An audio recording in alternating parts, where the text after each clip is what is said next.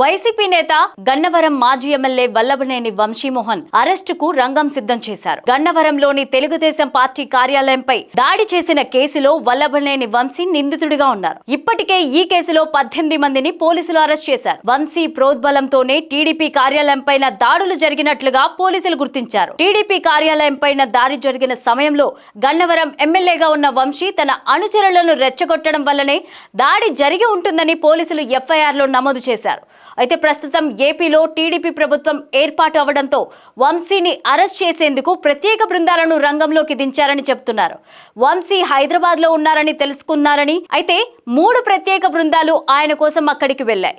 ఎన్నికల తరువాత ఫలితాల తరువాత నుంచి వల్లభనేని వంశీ కుటుంబం సభ్యులతో కలిసి హైదరాబాద్ లోనే నివాసం ఉంటున్నారు. ఆయన హైదరాబాద్ లోనే ఎక్కడుంటున్నారు అనేది మాత్రం క్లారిటీ లేదు.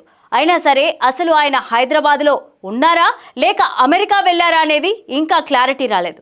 ఈ మేరకు 3 ప్రత్యేక బృందాలు గాలింపు చర్యలు చేపట్టి వంశీ కోసం వెతుకులాట మొదలుపెట్టాయి. వాస్తవంగా టీడీపీ కూటమి అధికారంలోకి వచ్చిన మొదట్లోనే వంశీని అరెస్ట్ చేస్తారనే ప్రచారం జరిగింది. కొంతమంది టీడీపీ శ్రేణులు గన్నవరంలోని వంశీ నివాసం వద్ద రాళ్ల దాడికి సైతం దిగారు. ఇక అదే సమయంలో హైదరాబాద్ వెళ్లిపోయిన వంశీ ఇక అప్పటి నుంచి కూడా అజ్ఞాతంలోనే ఉన్నారన్న వార్తలు వినిపించాయి. వైసీపీ ప్రభుత్వంలో టీడీపీ అధినేత చంద్రబాబుతో పాటు ఆయన కుటుంబ సభ్యులపైన వంశీ అనుచిత వ్యాఖ్యలు చేయడం పెద్ద సంచలనం క్రియేట్ చేసింది.